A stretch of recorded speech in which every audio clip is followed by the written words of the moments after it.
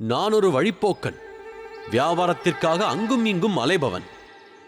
நீ விரும்பினால் நான் உனக்கு சகாயம் புரிவேன்.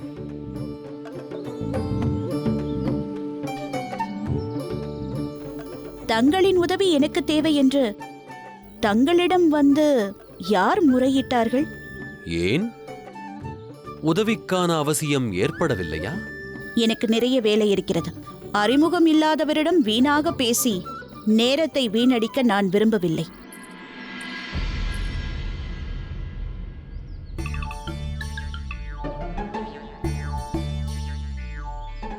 அறியாதவன்தான், அதனால்தான் நீ அறிய வேண்டுமென்று வேண்டுகிறேன். தாங்கள் யார் என்று கூறுங்கள்.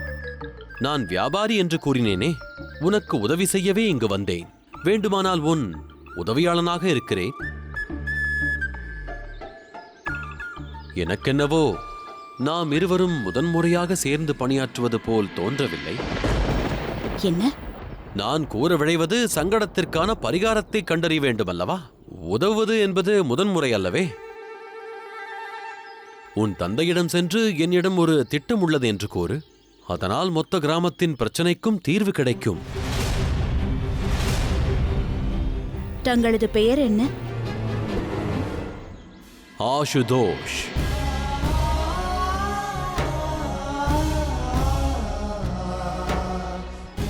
இது மகாதேவரின் பெயர் அல்லவா?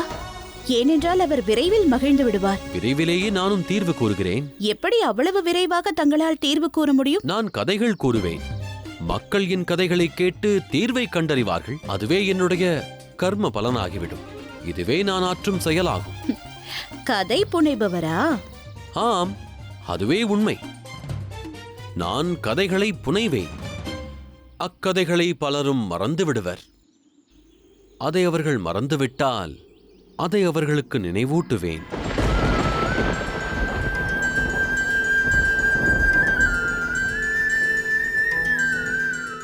ஆகட்டும், கதைகளை புனைபவனோ வியாபாரியோ, பசியோடு இருக்கும் வேளையில் எச்செயலையும் ஆற்ற இயலாது. இன்று இந்த ஆலயத்தில் மிகப்பெரிய பூஜை இருக்கிறதாமே. தயாள குணங்கள் படைத்த பெண்ணினால் இங்கு அனைவருக்கும் வயிறார உணவு கிடைக்கும் என்றார்கள்.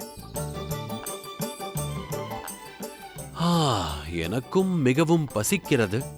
இப்பொழுது இங்கு சிறிதளவாவது உணவு கிடைக்குமா? சிறிதளவு.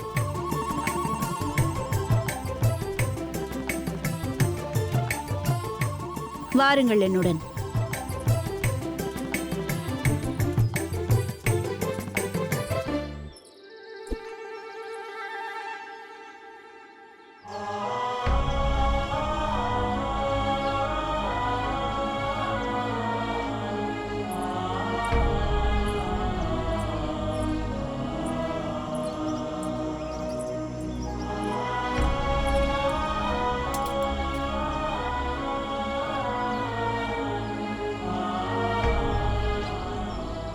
உணவருந்துங்கள்.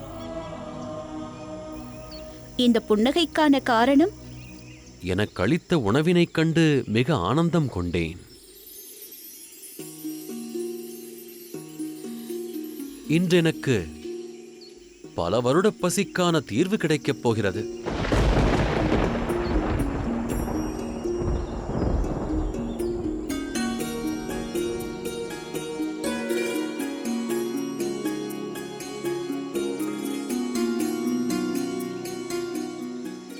நீ படைக்கும் ஒவ்வொரு உணவிலுமே அன்னபூரணியின் அருள் இருக்கின்றது. நீங்க சரியாதான் சொன்னீங்க. என் பொண்ணு சாட்சாத் அந்த அன்னபூர்ணியே தான். அதனாலதான் நான் இவளுக்கு பார்வதின்னு பேர் வச்சேன். சாட்சாத் பார்வதி தேவி.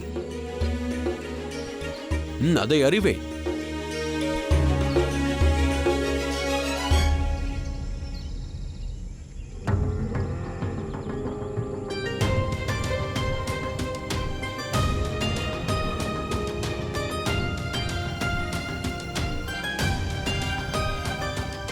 அது சரி, நீங்க என்ன தொழில் செய்றீங்க? நானும் ஒரு மீனவன்தான். தன் நிலையை மறந்து நீந்துகின்ற மீன்களை மட்டுமே நான் எப்போதும் வேட்டையாடுவேன். ஆனால் சற்று முன்பு தங்களிடம் நான் கேட்டபொழுது கதை புனிபவர் என்றீர்கள். நான் பொய்யேதும் உரைக்கவில்லையே, கதைகளையும் கூறுவேன். நான் கூறும் கதைகளை கேட்டு மக்களுக்கு அவர்களின் லட்சியம் புரிய வரும். என் மனதின் இச்சையும் அதில் நிறைவடைந்துவிடும். எந்த மன இச்சையை பூர்த்தி செய்ய இங்கு வந்துள்ளீர்கள்? நீதான் பார்வதி. உன்னை திருமணம் செய்து என்னுடன் அழைத்துச் செல்லப் போகிறேன்.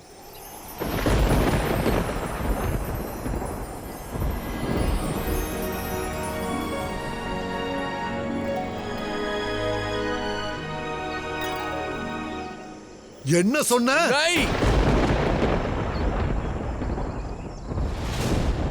நீ மட்டும் எங்க விருந்தாளியா இல்லனா இப்பவே இதே இடத்துல உன்னை கொன்னு இருப்போம். கோபம் கொள்ள வேண்டாம். நான் உயிர்களை இணைப்பதை பற்றி பேசுகிறேன். நீங்கள் உயிரை நீக்க பார்க்கிறீர்கள். தந்தையானவர் மகளுக்கு திருமணம் செய்து கொடுக்க வேண்டும் அல்லவா? தங்களின் புதல்வி திருமணத்திற்கு தயாராகிவிட்டால் நானும் அவளுக்கு பொருத்தமானவன் தான்.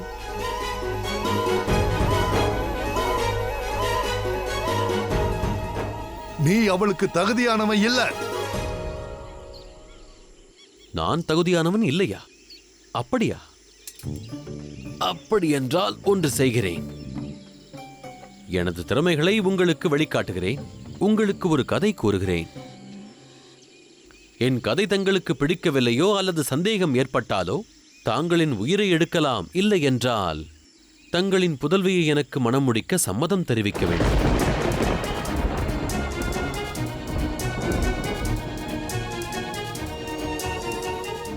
கூறுங்கள், இந்த சவாலை ஏற்றுக்கொள்கிறீர்களா?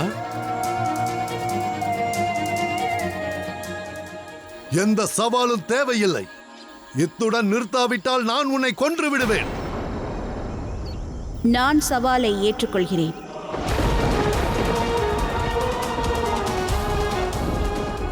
மகளே. ஆம் தந்தையே, நான் சவாலை ஏற்றுக்கொள்கிறேன். தாங்கள் என்னை காப்பாற்றுவீர்கள் என்பதில் எனக்கு சந்தேகமே இல்லை. ஆனால் இத்தனை நம்பிக்கையுடன் இவர் தனது திறமையை நிரூபிக்க வந்திருக்கிறார். அவரது முயற்சியையும் பார்க்கலாமே.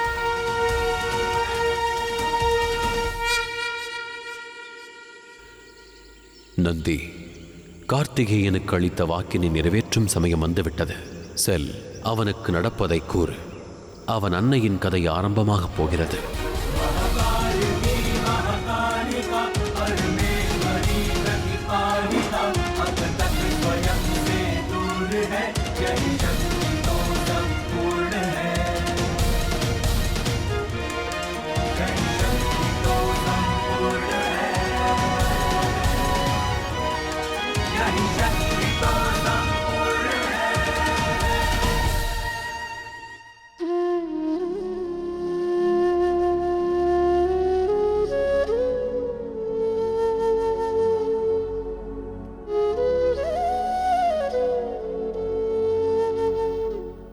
தாயே,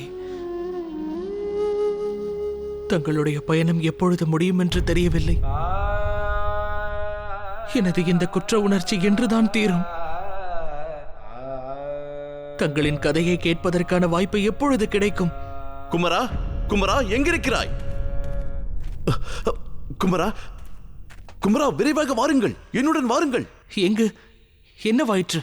நான் தாயாரை பார்த்தேன். தாயை பார்த்தீர்களா? ஆம், வாருங்கள் குமரா. மகாதேவர் தங்களுக்கு அழைப்பு விடுத்திருக்கிறார். தந்தை அழைத்தாரா? அப்படியென்றால் அந்த காலம் வந்து விட்டதா? ஆம் குமரா, மகாதேவர் தாய்க்கு கதை கூறப் போகிறார். தாயிடமே கூறுகிறார். என்னுடன் வாருங்கள். தங்களுக்கு விருப்பம் இருந்தால் நானும் வரலாமா கார்த்திகேயா?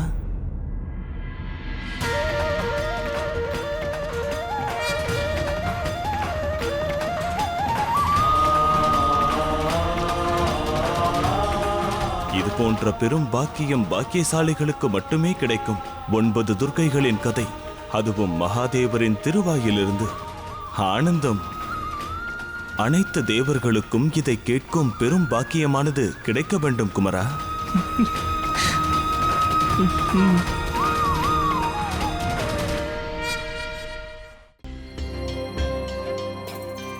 கதையை ஆரம்பிக்கட்டுமா தேவி? நிச்சயமாக. யாருக்காக காத்திருக்கிறீர்கள்? அனைவரும் கூடிவிட்டார்கள். இறைவனோ இறைவியோ இங்கு வர வேண்டுமா என்ன? இங்கு வேறு எவரும் வரப்போவதில்லை என்று உன்னால் நிச்சயமாக கூற முடியுமா?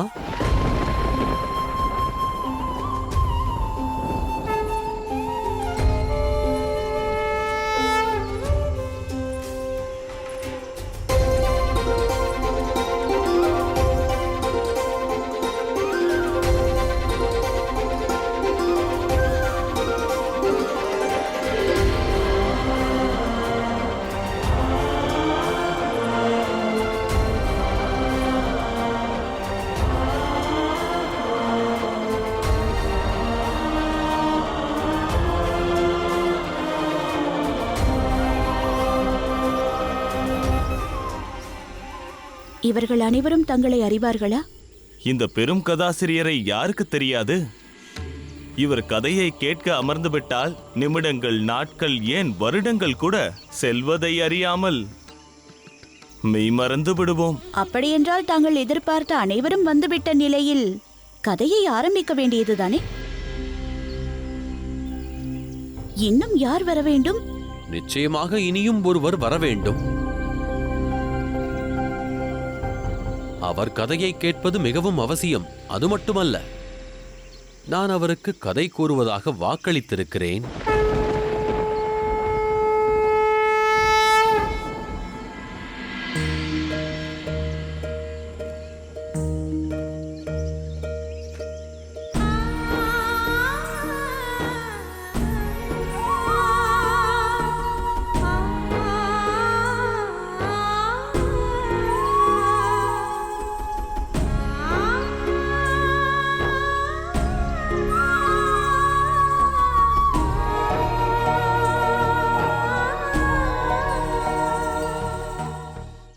வந்து விட்டீர்களா? இங்கு என் அருகில் அமருங்கள்.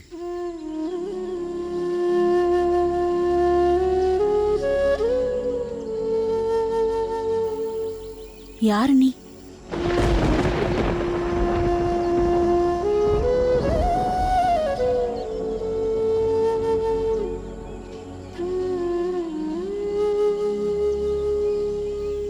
இவர் பெயர் குமரன், என்னுடைய நண்பர்.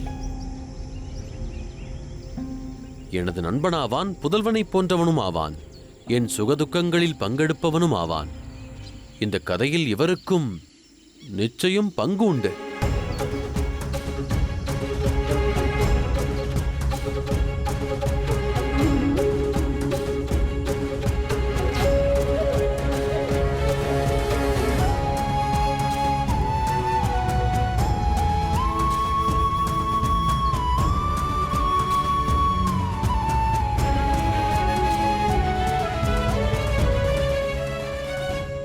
இப்பொழுது நான் உங்களுக்கு கதை கூறப் போகிறேன். இப்பிரபஞ்சத்தில் ஒரே ஒரு கதையைத்தான் நான் மீண்டும் மீண்டும் மிகவும் வேண்டிக் கேட்பதாகும். ஒவ்வொரு காலமும் ஒவ்வொரு க்ஷணமும் அதையே எண்ணிக்கொண்டிருக்க விரும்புகிறேன். ஏனெனில் அக்கதை ஆதி முதலானதாகும். இது அன்பு சார்ந்த ஒரு கதையாகும். ஒரு பெண் கொண்ட சிநேகத்தின் கதை. இப்பிரபஞ்சத்தில் ஒரு ஆணின் மீது அப்பெண் அளவு கடந்த அன்பு கொண்டாள். நிபந்தனை என்னவென்றால் கதையை தாங்கள் கூற வேண்டும். அதை கார்த்திகேயன் கேட்க வேண்டும். நான் எதுவும் பேசாமல் அமர்ந்திருப்பேன். அதை நான் ஏற்றுக்கொள்கிறேன் கௌரி. அவளது பெயர் என்ன? ஒரு பெயர் அல்ல, அநேக பெயர்கள் அவளுக்கு உண்டு. உண்மையை கூற வேண்டுமென்றால் அனைத்தும் அவள் பெயர்களே. ஆனால் இப்பிரபஞ்சம் அவளை 9 வடிவங்களாக அறிவார்கள். முதலாவது வனதுர்க்கை, இரண்டாவது சூலினி துர்க்கை, மூன்றாவது ஜாதவேதா துர்க்கை, நான்காவது சாந்தி துர்க்கை, ஐந்தாவது சபரி துர்க்கை, ஆறாவது ஜுவாலா துர்க்கை, ஏழாவது லவண துர்க்கை ஆவாள், எட்டாவது தீப துர்க்கை ஆவாள், 9வது ஆசுரி துர்க்கை. மொத்தத்தில் அவள் நவதுர்க்கை ஆவாள்.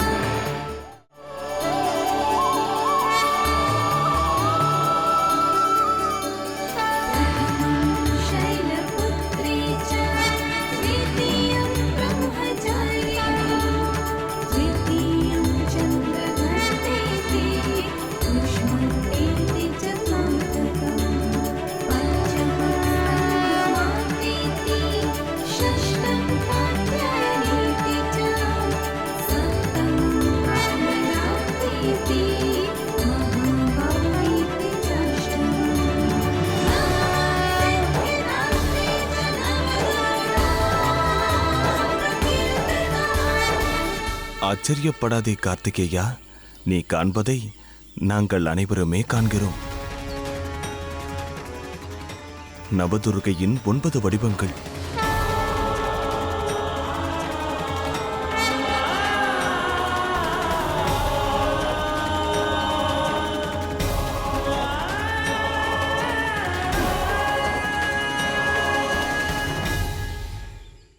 பார்த்தாயா, ஒரு கணவர் தன்னுடைய வாக்கை காப்பாற்றுகிறார். உனது தாயின் கதையை நீயே கேட்கப் போகிறாய். ஒரு மனைவியோ தான் மறந்துவிட்ட தன்னிலையை நினைவில் கொள்வாள்.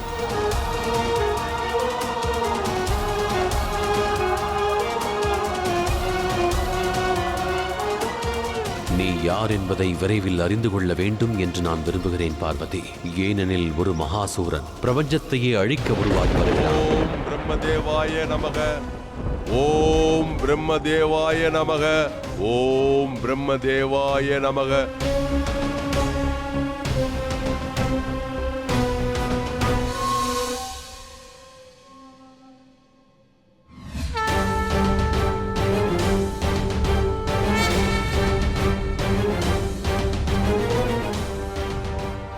இறுதியில் தாங்கள் காட்சி அளித்து விட்டீர்கள் பிரம்மதேவா. உனது கடுமையான தவம் என்னை வரவழைத்து விட்டது மகிஷாசுரா.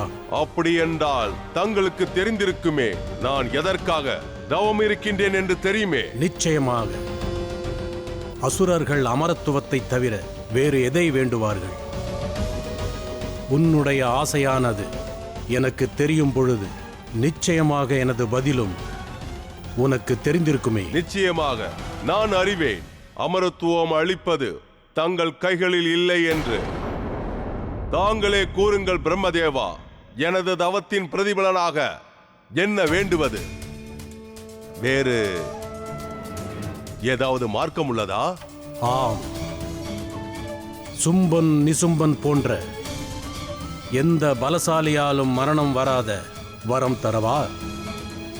ஏனெனில் பெண்ணானவள் அபலையாவாள். நான் அறிவேன் தாங்களும் இந்த வரமே அளிப்பீர்கள். இதையும் நான் அறிவேன். அப்படியே ஆகட்டும்.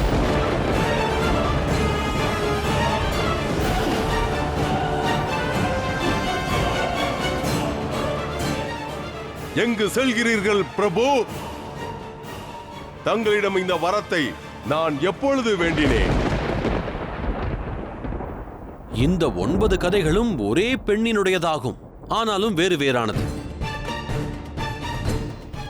வேறு வேறு நபர்களாக இருந்தாலும் ஒருவருக்கொருவர் மிகவும் பிணைந்தவர்களாவர். ஏனென்றால் ஒரு கதையின் முடிவுதான் அடுத்த கதையின் ஆரம்பமாகும்.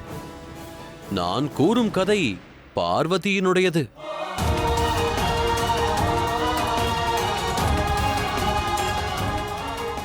நீ யார் என்பதை விரைவில் அறிந்து கொள்ள வேண்டும் என்று நான் விரும்புகிறேன் பார்வதி.